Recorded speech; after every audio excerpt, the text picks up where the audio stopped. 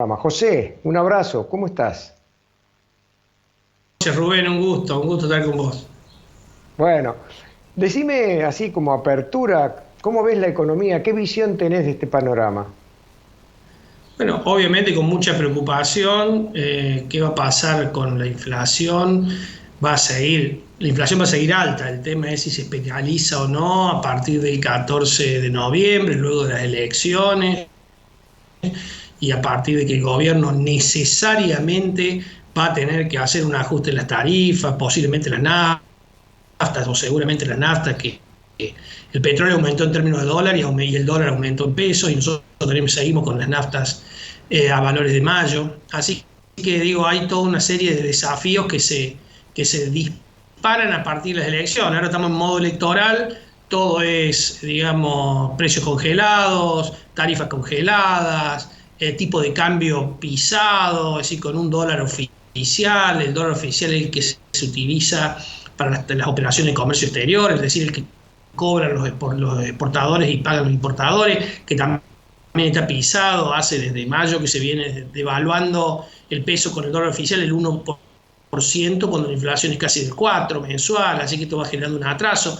Eso va necesariamente a tenerse que corregir porque una brecha de casi el 100% como se tiene por estos momentos, y si uno toma el dólar CENEVI, que es el dólar bilateral en el cual pueden operar las empresas en grandes volúmenes o los inversores de grandes volúmenes, más de $13.000 por semana. Bueno, ese dólar hoy está casi a 217 pesos, tocó 215 pesos. Así que la verdad que esa brecha obliga a que el tipo de cambio oficial tenga que subir un poco y probablemente con un plan, con un acuerdo con el Fondo Monetario Internacional que esperemos se logre, tratar de que el techo también de ese dólar ceda un poquito, de tal suerte que la brecha sea menor. Pero la mayoría de los analistas, más allá de lo que dice el gobierno hoy, espera una devaluación del tipo de cambio oficial, llevarlo de los casi 100 pesos que está hoy a algo más para achicar la brecha, como te decía. Todo eso va a generar presión inflacionaria. La inflación, obviamente, en un marco postelectoral va a volver a erosionar los ingresos de los ciudadanos. Ahora, esto que estás diciendo vos de que hay que achicar la brecha y habrá que subir, no sé, el dólar oficial un 15, 20 o 25%, más la emisión descontrolada que pareciera que hay en este momento, ¿estaríamos por casualidad orillando una hiper? Probablemente una hipernosis, si desde el punto de vista político se logran los consensos necesarios, pero sí una inflación más alta que la que hemos visto este año, probablemente. O sea, si el tipo de cambio se acomoda, lo único que puede anclar las expectativas es un acuerdo con el Fondo Monetario Internacional que genere una mejora en la situación general y genere espacio para que aquellos ciudadanos, empresas, e incluso algunos inversores que tienen o atesorado los dólares en el primer caso o inversiones demoradas, aunque necesarias, para esperar a ver cómo era el resultado electoral y qué pasa con el acuerdo del fondo, comiencen a realizarse de tal suerte que comience a mejorar un poquito la oferta de dólares en los mercados, y eso permita que el dólar no siga aumentando en sus versiones dólar bolsa, en sus versiones dólar el MEP o el contado con liqui en su versión marginal. Así que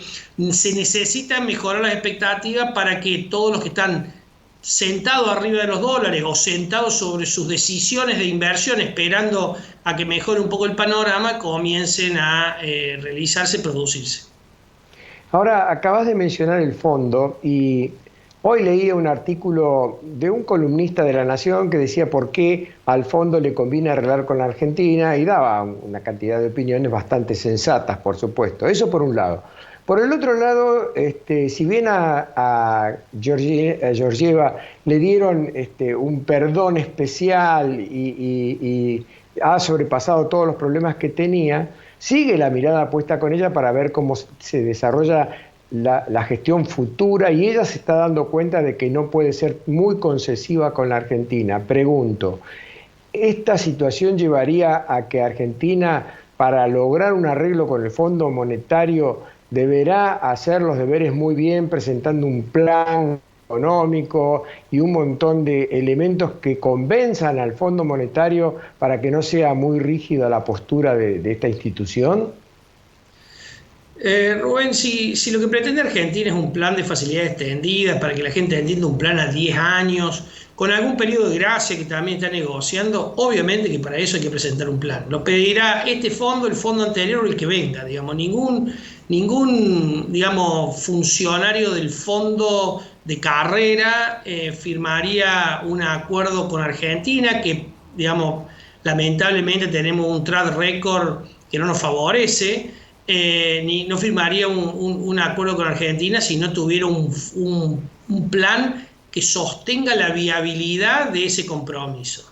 La viabilidad en cuanto a recuperar reservas que permitan los pagos cuando se produzcan, a su vez que permitan los pagos a los acreedores internacionales de la deuda privada reestructurada, que permita un sendero de coherencia fiscal, es decir, ir disminuyendo el déficit fiscal hasta el punto que converja a un, por lo menos, si no es un superávit, que el déficit desaparezca, y también a una racionalidad en la política monetaria en cuanto a que no se emita para evitar futuras presiones inflacionarias y por ende presiones, digamos, a posteriori del tipo de cambio. Así que digo, estas son las tres cuestiones que el Fondo Monetario Internacional le ha exigido a los 12 acuerdos de facilidad extendida firmados en los últimos años, en la última década. Entonces, cuando uno revisa esos acuerdos de facilidad extendida, en todos los casos,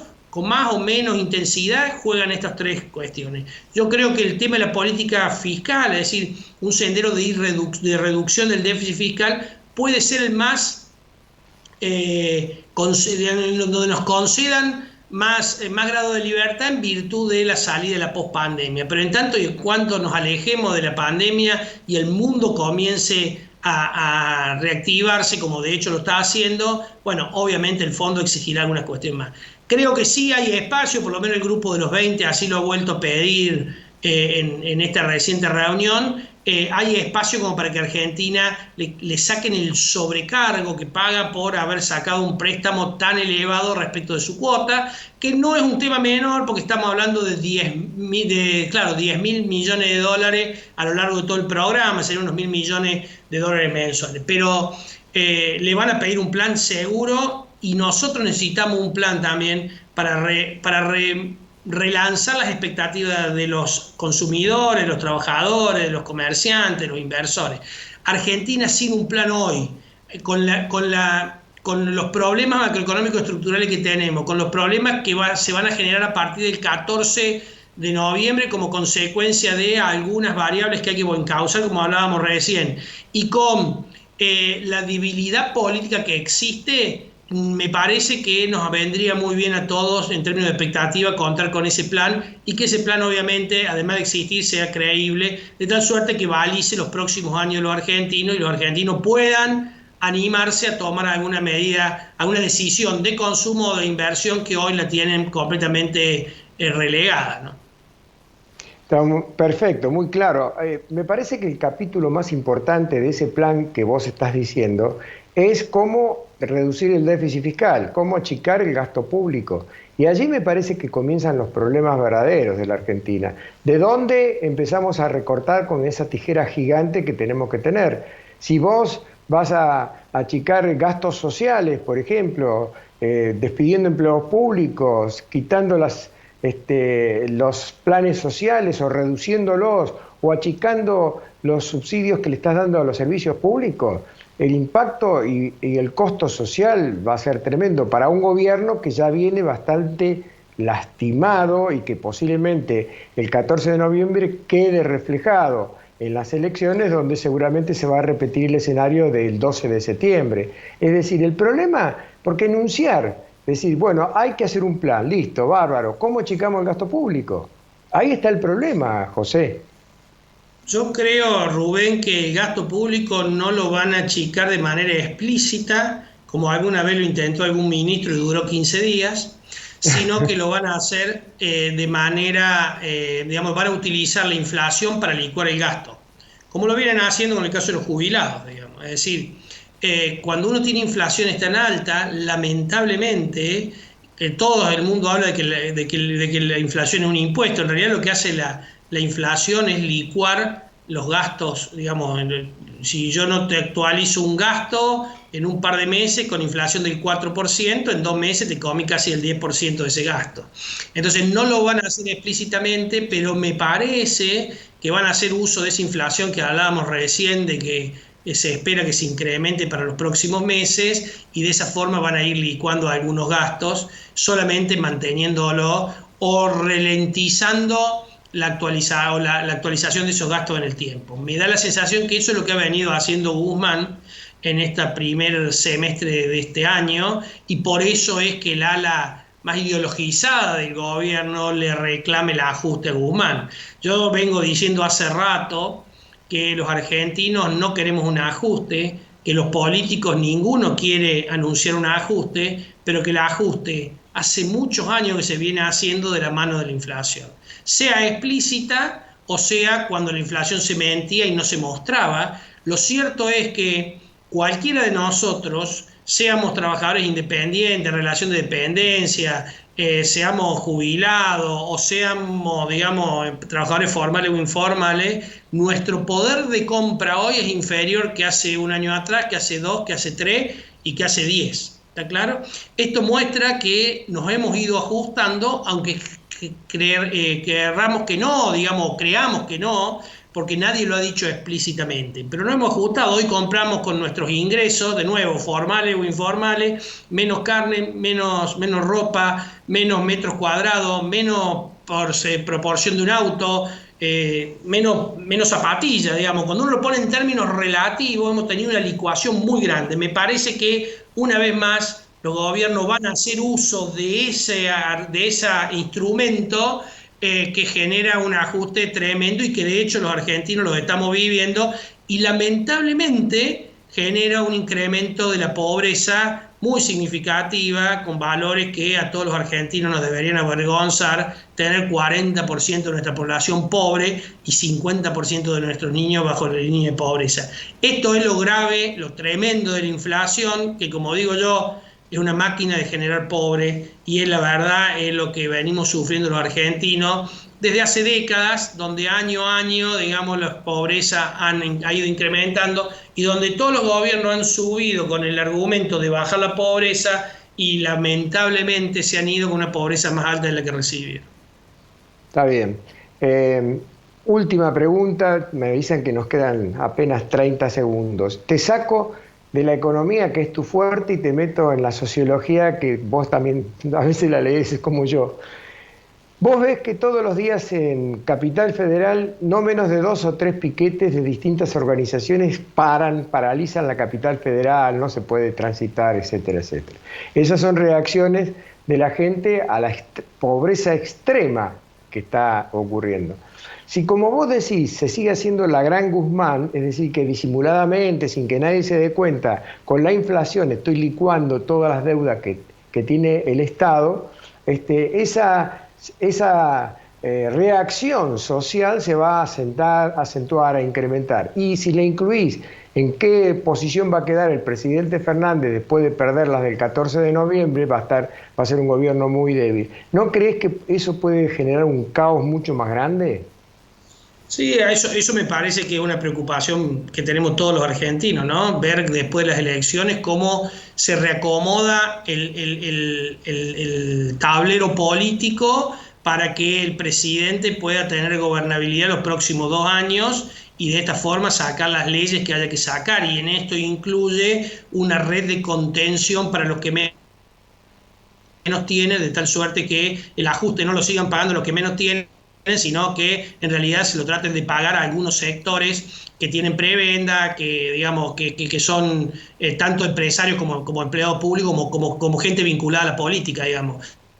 Me da la sensación de que el Fondo Monetario le va a pedir ese ajuste, que el gobierno lo va a encarar por ese lado, y que siempre, tanto de la óptica del Fondo Monetario Internacional como de la óptica de la política, se va a tratar de proteger a los que menos tienen con una red de contención que permita hacer viable. Lo que pasa con esto, y con esto te cierro, Rubén, para no demorar más, estos son medidas para contener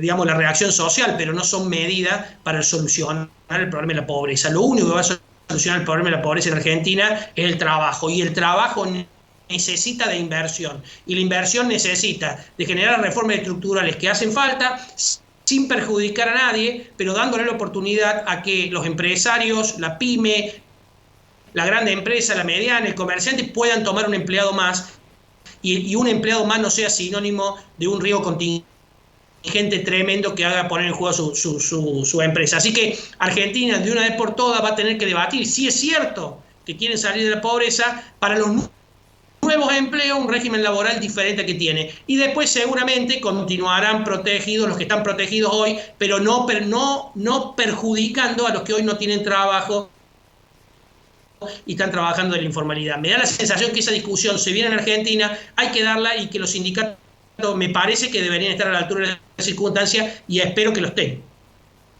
Muy claro. Muchas gracias, José. Que tengan todos muy buenas noches. Un abrazo, Rubén.